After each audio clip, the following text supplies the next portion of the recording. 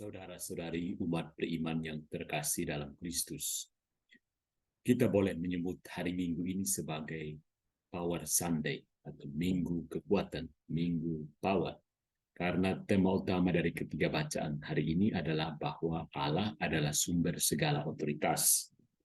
Tuhan membagi otoritasnya dengan para penguasa sipil yang dipilih untuk melayani rakyat dan dengan paus serta para pemimpin gereja lainnya demi kesejahteraan materi dan rohani anak-anaknya. Injil hari ini menantang kita untuk menerima otoritas Yesus sebagai Tuhan dan Juru Selamat kita, seperti yang dilakukan Santo Petrus di Kaisarea Filipi.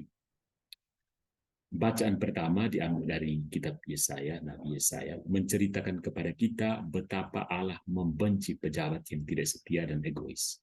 Dia memberhentikan penguasa istana kerajaan yang sombong itu dari jabatannya, mengambil dari Sebna kekuasaan dan tanggung jawab yang terbukti tidak layak untuknya, dan memberikan keduanya kepada Eliakim yang rendah hati dan setia. Jubah, ikat pinggang, dan kunci adalah lambang dari jabatan ini. Dalam Mazmur tanggapan, Mazmur 138, Daud bersyukur kepada Tuhan karena telah mengangkat dia dari kalangan rendahan dan memberinya wewenang sebagai raja atas bangsa Israel. Dalam bacaan kedua, Santo Paulus memuji Tuhan atas kedalaman kebijaksanaan, pengetahuan, dan penilaian yang benar dengan menegaskan bahwa dia adalah sumber segala otoritas di bumi dan di surga.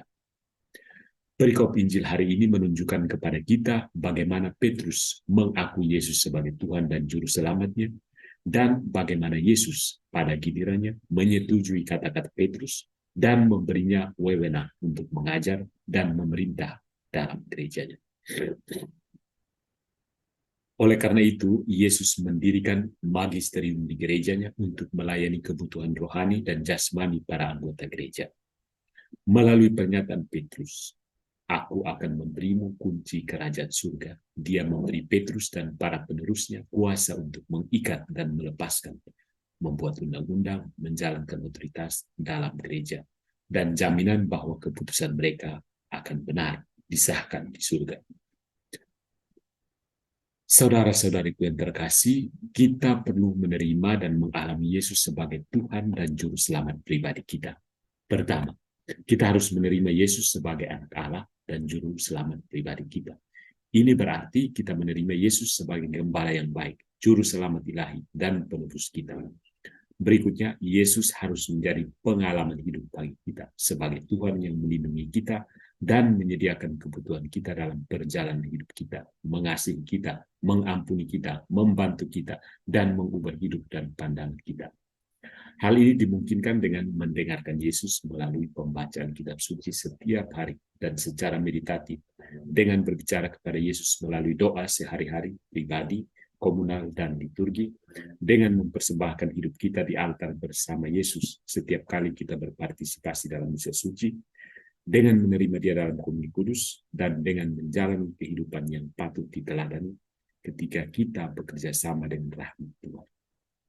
Pengalaman pribadi kita dengan Yesus juga akan menuntun kita untuk memuji dan bersyukur kepada Tuhan dalam segala peristiwa hidup kita, baik yang menyenangkan maupun yang menyakitkan, menyadari bahwa tangan kasih Tuhan ada di balik segalanya. Kalau kita perlu menyerahkan hidup kita kepada Yesus, Tuhan dan Juru Selamat kita. Penyerahan itu mengharuskan kita dengan sukarela memberikan seluruh aspek kehidupan kita kepada Yesus dan memancarkan kasih agape Yesus yang penuh pengorbanan, pengampunan tanpa syarat, belas kasihan yang melimpah, dan pelayanan yang penuh komitmen kepada semua orang di sekitar kita. Sukacita, kasih, dan kedamaian yang kita temukan dalam Yesus perlu tercermin dalam cara kita menjalani seluruh hidup kita. Kita juga menyerahkan hidup kita kepada Yesus dengan memberikan pelayanan yang rendah hati dan penuh kasih kepada orang lain dengan keyakinan kuat bahwa Yesus hadir dalam setiap orang. Amin.